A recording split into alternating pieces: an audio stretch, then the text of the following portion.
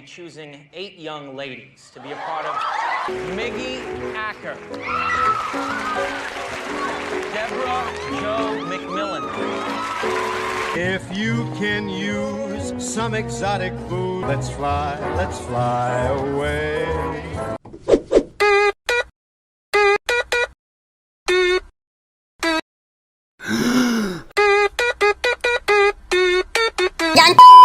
Halo Dadi Manis. Jangan ambil Emon, Pak. Congret tuh, pekah aku jiku Emon.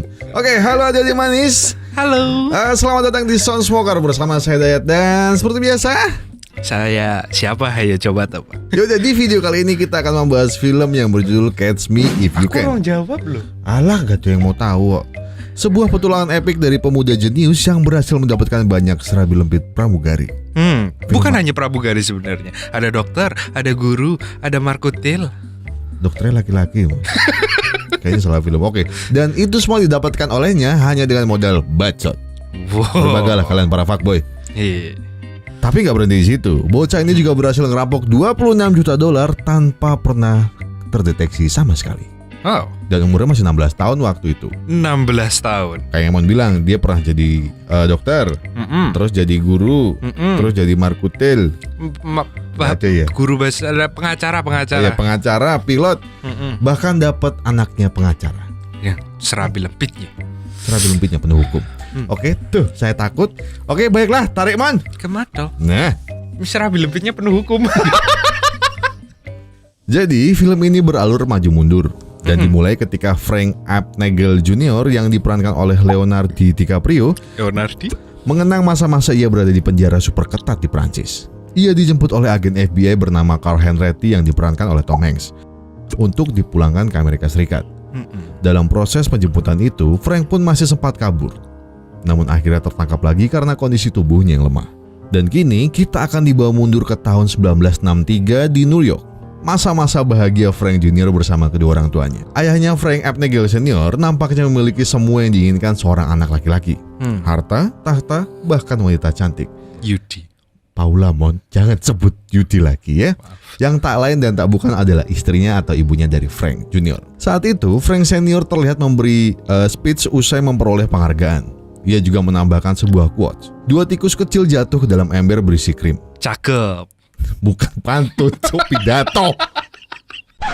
Tikus pertama mati begitu saja karena menyerang. Sedang tikus kedua berjuang mengaduk krim hingga menjadi mentega dan memanjat keluar. Dan Frank mengaku dirinya sebagai tikus kedua. Semua orang terlihat kagum dengan quotes itu dan tak terkecuali Frank Jr. Namun di tengah jalan, Frank tersandung kasus akibat penggelapan pajak. Sehingga kehidupan mereka yang tadinya bergelimang harta di rumah mewah harus pindah ke apartemen sederhana. Di sini terlihat bahwa Frank Senior bersikap dewasa dengan stay cool dan menjelaskan permasalahan tersebut pada keluarganya, terutama pada anaknya, Frank Abagnale Jr. Diceritakan pula, Frank juga mendapat pengajaran dari ayahnya terkait bagaimana bermain dengan pajak dan cek. Pribadi yang terlalu percaya diri dan menyukai tantangan sudah tampak pada Frank saat dia masih remaja. Petualangan Frank Jr. dimulai di sekolah barunya. Karena di hari pertama ia mendapat bully, Frank yang kebingungan mencari kelas justru berpura-pura menjadi guru bahasa Prancis. Wow. Bayangin. Sudah bakat tipu-tipu ternyata. Sudah bakat tipu-tipu. Selamat pagi dunia tipu-tipu. Selamat pagi dunia tipu-tipu. Frank mengajar layaknya guru profesional dan balas dendam kepada pembulinya. Meski pihak sekolah telah melaporkan kelakuan ini pada orang tua Frank, ayah Frank justru terlihat bangga dengan putranya. Mungkin Frank Senior merasa melihat dirinya saat muda. Pada suatu hari, Frank menciduk ibunya berselingkuh dengan teman ayahnya sendiri. Di sana Frank terlihat syok sekaligus sedih. Merasa serabi lembitnya terciduk, Paula mencoba memberi uang tutup pada putranya itu. Tapi lagi-lagi Frank mendapati rumahnya disambangi seorang laki-laki. Sebelum bersuuzon, pria itu memperkenalkan diri sebagai pengacara perceraian orang tuanya. Di sana ia bertugas untuk meminta surat yang harus diisi Frank Jr. Frank harus memilih untuk tinggal bersama ayahnya atau ibunya. Tapi karena ia kecewa, ia justru memilih melarikan diri. Menggunakan cek pemberian ayahnya, disinilah petualangannya dimulai. Oke. Namun saat cek yang dimilikinya habis, Frank harus diusir dari penginapannya. Saat itulah Frank mulai terpikirkan untuk memalsukan cek demi menyambung hidupnya. Berbekal kemampuannya membaca tabiat manusia yang senang dipuji, Frank berlatih mengelabui petugas yang memeriksa keaslian cek sebelum cek dicairkan. Kemampuan ini Frank pelajari dari ayahnya. Ia akan mulai memanggil nama petugas tersebut dengan namanya dan kemudian memuji penampilan fisiknya. Sayangnya kali ini Frank masih gagal. Namun berkat kepiawaian Frank dalam memainkan perasaan, Frank berhasil memalsukan identitas menjadi co-pilot di sebuah armada penerbangan ternama di Amerika Serikat, yaitu Pan America, usai menggali data dari sana-sini. Masih muda tapi sejenius itu ya. Udah pinter, ya. Saya 16 tahun masih drag-dragan loh, nggak sejenius itu. Dengan pekerjaan pilot yang sedang naik daun saat itu, Frank dapat memalsukan cek hingga nilainya itu sekitar 2,8 juta dolar. Atau 28 miliar kalau nggak salah sekarang. 28 Ya, miliar. lebih deh. Triliun rupiah. Enggak, cowok. Piye sih, Mon? 2800 miliar. Hah?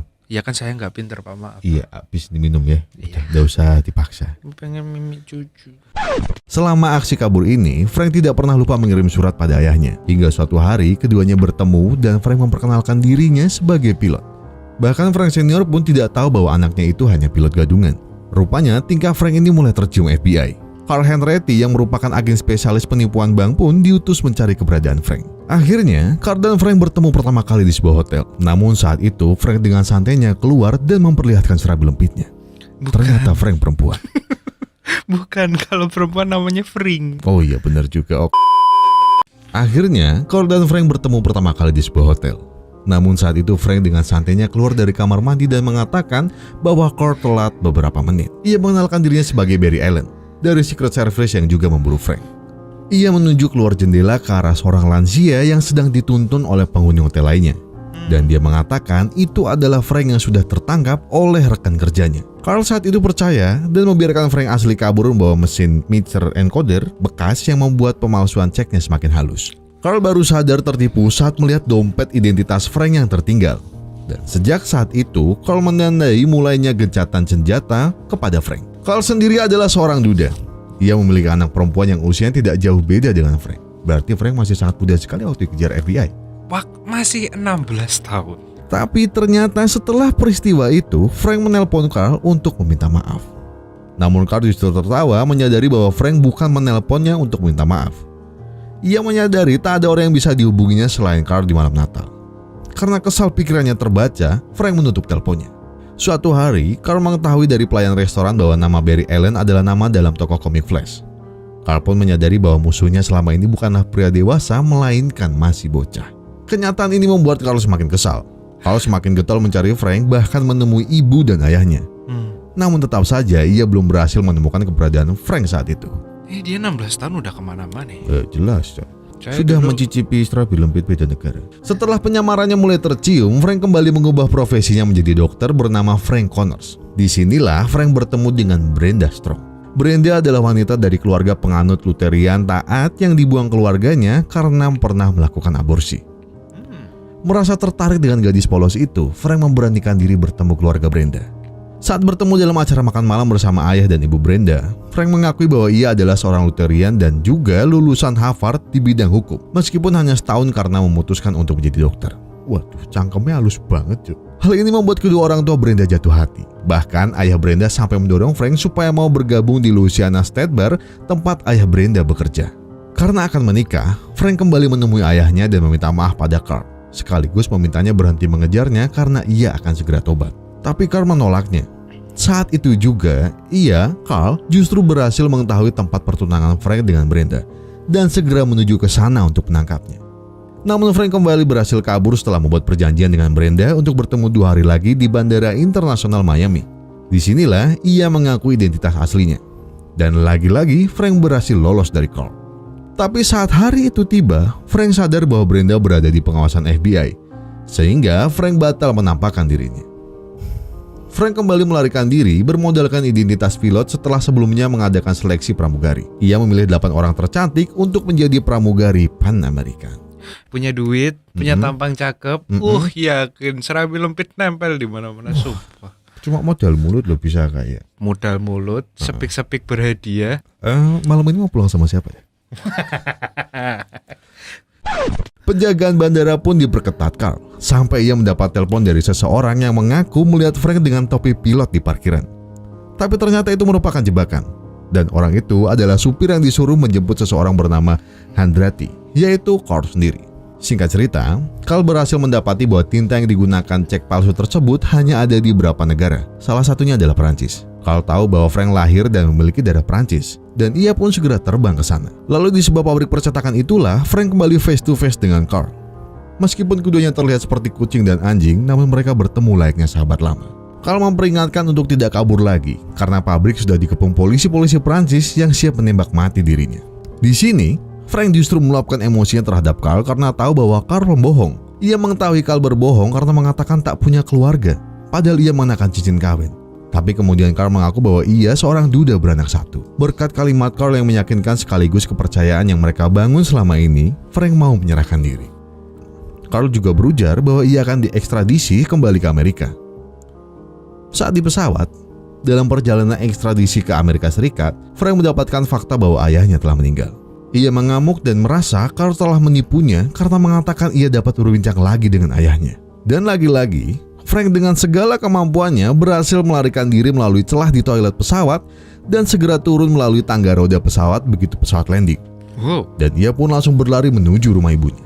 Ternyata di sana, Frank mendapati ibunya telah memiliki kehidupan baru yang bahagia bersama suami barunya yang dulu pernah jadi selingkuhannya. Mereka juga telah memiliki seorang anak perempuan, dan Frank pun hanya bisa menangis. Saat itu pula, rombongan polisi berhasil mengepung Frank.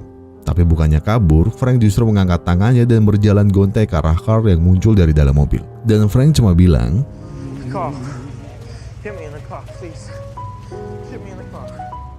Akhirnya Frank dijatuhi hukuman penjara 12 tahun di dalam penjara yang amat sangat terisolir. Namun pernah suatu saat, Carl datang menjenguknya dan membawakannya komik The Flash. Di sini, Carl mengetahui bakat Frank luar biasa. Ia bisa mengenali keaslian sebuah cek bahkan tanpa menyentuhnya. Atas negosiasi Carl, Frank akhirnya direkrut oleh FBI. Tapi karena bosan dengan rutinitasnya sebagai FBI yang lurus, dia memutuskan untuk kabur lagi dengan menggunakan seragam pilot yang dibelinya kembali. Namun ada adegan mengharu biru di sini, di mana Carl tak lagi mengejarnya. Di saat perpisahan itu, Frank mempertanyakan motivasi Carl menolongnya. Dan Carl cuma mengatakan, kamu cuma anak kecil. Dan Frank menjawab, aku bukan anak kecil, dan merasa kesal terhadap Carl. Carl pun menceritakan bahwa ia telah bercerai dan istrinya telah menikah lagi selama 11 tahun. Ketika Frank mengatakan aku tidak mengerti, Carl menjawab, enggak, kamu ngerti. Terkadang hidup lebih mudah dengan kebohongan. Dan ternyata Carl juga merasakan hal itu. Carl yakin kepergian Frank kali itu tidak akan lama.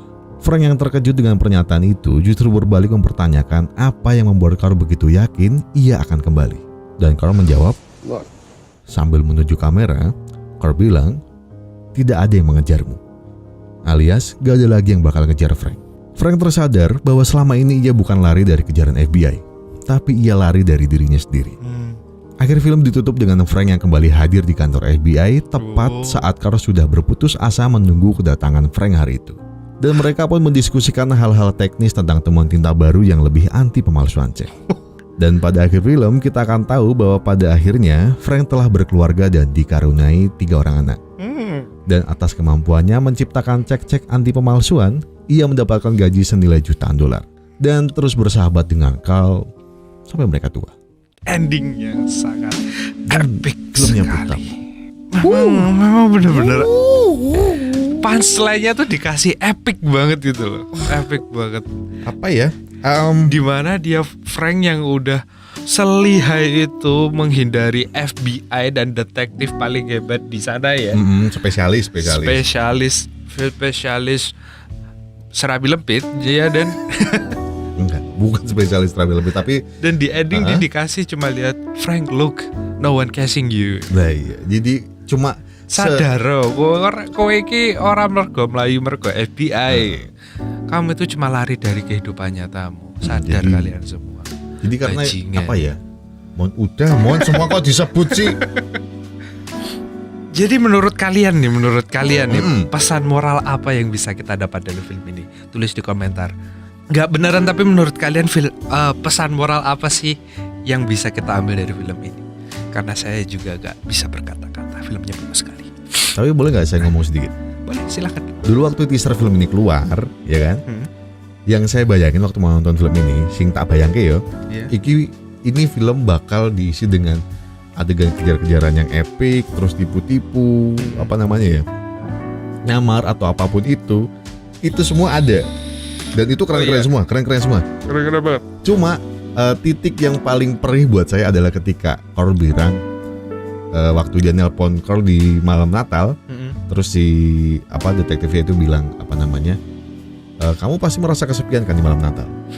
Cuma satu kata itu aja dan oh ini film bukan soal seorang penipu tapi seorang anak broken home yang sedang mencari jati dirinya. Iya. Karena itu hitungannya masih belum ada 20 tahun waktu dikejar sama FBI kalau nggak salah. Iya, masih 16 tahun dan dia broken home, dan karena broken home dia jadi kelewat jenius.